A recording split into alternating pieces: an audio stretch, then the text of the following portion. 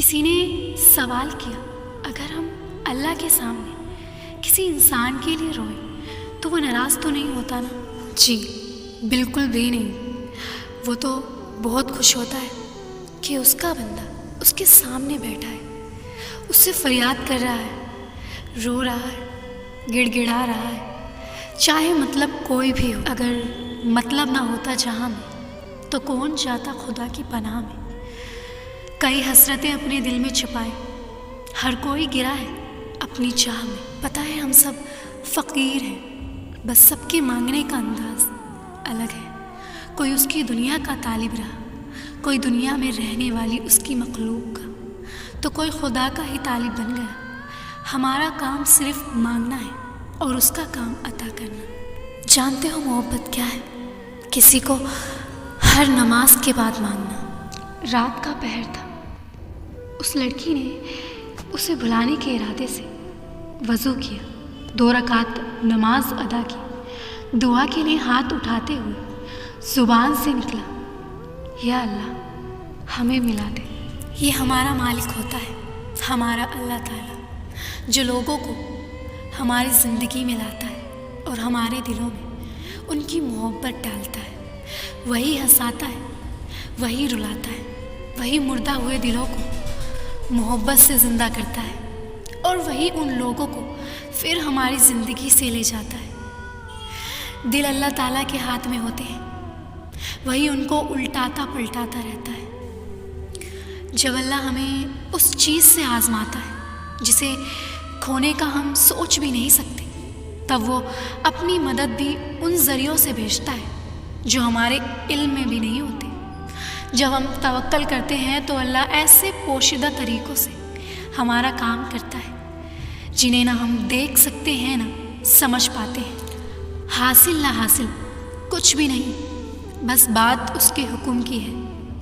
اس نے انتظار کی گھڑی تمہاری بہتری کے لیے بنائی ہے۔ اللہ تمہارا دل نہیں بدل رہا کیونکہ وہ تمہاری رضا میں راضی ہے۔ کوئی تو وجہ ہے جو تمہاری زبان پہ وہ ایک ہی دعا اب تک جاری ہے۔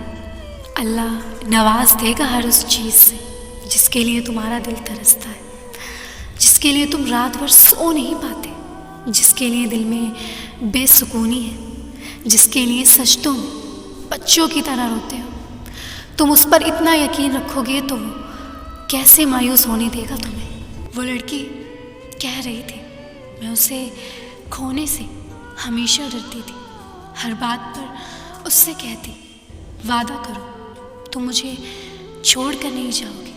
مجھے لگتا میرا سارا سکون اسی کے پاس ہے، صرف اسی کی ذات میں میری تکمیل ہے، اس کے سوا مجھے کسی دوسرے کی ضرورت نہیں۔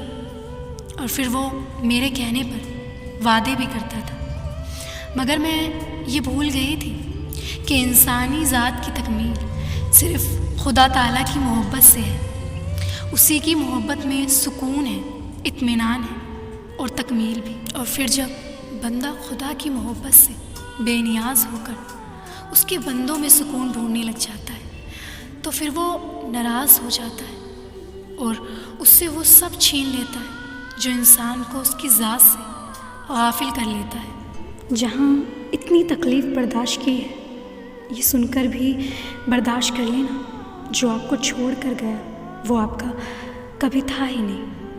اچھا چلو بتاؤ، اپنے چھوڑ کر جاتے ہیں کیا؟ نہیں نا، تو وہ 70 ماؤں سے زیادہ پیار کرنے والا کیسے آپ کو چھوڑے گا؟ وہ رب ہے، یقین رکھو اور صبر رکھو۔ جو آپ کو چھوڑ کر کسی اور کا ہوا وہ تو اس کا بھی نہیں، اس دوسرے کو تو چھوڑو، وہ تو خود کا بھی نہیں ہے۔ جہاں اتنا مخلص پیار ملنے کے بعد اس پیار کو ٹھکرا رہے ہو تو کیا تم خود کے ہو؟ نہیں، تم کھو چکے ہو اس بھیڑ میں، اور جب تم اس بھیڑ سے نکلو گے یا نکال دیے جاؤ گے تو سب سے زیادہ تکلیف اس پہلے شخص کو سوچ کے ہوگی۔ ٹوٹ گئے ہو تو کیا ہوا؟ محبت میں ہار گئے ہو تو کیا ہوا؟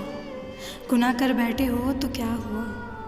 توبہ سے کتنے برس سے غافل ہو تو کیا ہوا؟ خدا کو بھول گئے ہو تو کیا ہوا؟ اب تو یاد آ گیا نا، اب تو اس کی حدیث سمجھ آ گئی نا، اب تو تمام گناہوں پہ شرمسار ہونا، یہی اس کی محبت ہے، یہی اس کا کرم ہے۔ جب اللہ کسی کو اپنی طرف لانا چاہتا ہے تو پہلے اسے گراتا ہے، اس کے عیبوں سے اسے روبرو کراتا ہے، اور توبہ کی توفیق تو تب تک نہیں ملتی جب تک اللہ نہ چاہے۔ صدیوں کے بعد ہو یا لمحوں کے بعد، جب بھی تمہیں خدا کا خیال آئے تو اس کی جانب بھاگ جاؤ۔ وہ بڑا غفور ہے، بڑا رحیم ہے، غصہ نہیں ہوتا، وہ تو پیار کرتا ہے، محبت کرتا ہے۔ جس نے تمہیں پیدا کیا وہی تمہارے اس ٹوٹے ہوئے وجود کو دوبارہ سے بنا کر کھڑا کر دے گا ان تمام لوگوں کے سامنے جنہوں نے تمہیں ریزہ ریزہ کر دیا تھا۔ پھر تم ناز کرو گے اپنے ٹوٹنے پر۔ اللہ کا کوئی بھی کام بے مقصد نہیں ہوتا۔ ایسا کبھی نہیں ہوتا کہ اللہ کوئی چیز تم سے لے کر اس کے بدلے تمہیں کسی بہتر چیز سے نہ نوازے، اور یہ بھی ہو سکتا ہے کہ جو اس نے تم سے لیا ہے اسے ہی تمہارے حق میں بہتر بنا کر تمہیں واپس دے دے۔ اس کی حکمت، اس کی مصلحت تم نہیں سمجھ سکتے، لیکن وہ تمہاری تکلیف سے خوب واقف ہے۔ وہ بس آزماتا ہے، دعائیں، التجائیں وہ سب سنبھال کے رکھتا ہے، پھر ان ذریعوں سے تمہیں نوازتا ہے کہ ہم دیکھتے رہ جاتے ہیں۔ جب وہ دو جہاں کا مالک اور خالق ہو کر ہماری یقین کی لاج رکھتا ہے تو کیا ہم اس کی محبت کی لاج نہیں رکھ سکتے؟ اس کی رضا میں اپنا دل مطمئن نہیں کر سکتے؟ جب وہ ہمارے لاڈ اٹھاتا ہے تو کیا ہم اس کے حکم پر سر نہیں جھکا سکتے؟ اس جیسی محبت تو کوئی کر ہی نہیں سکتا، مگر ہاں ہم اس کی چاہت کا احترام تو کر سکتے ہیں، اس سے محبت کرنے کی کوشش تو کر سکتے ہیں۔ تو پھر کیوں نہ اب اس کے حکم کا انتظار کیا جائے اور اب اس سے محبت کی جائے جس کی محبت قربان ہے ہم پہ۔ تو کیا ہوا اگر وہ ایک پھول نہ مل سکا؟ ہو سکتا ہے سارا باغ تیرا مقدر ہو، اور میرے رب کو تو دل خوب مطمئن کرنے آتے ہیں۔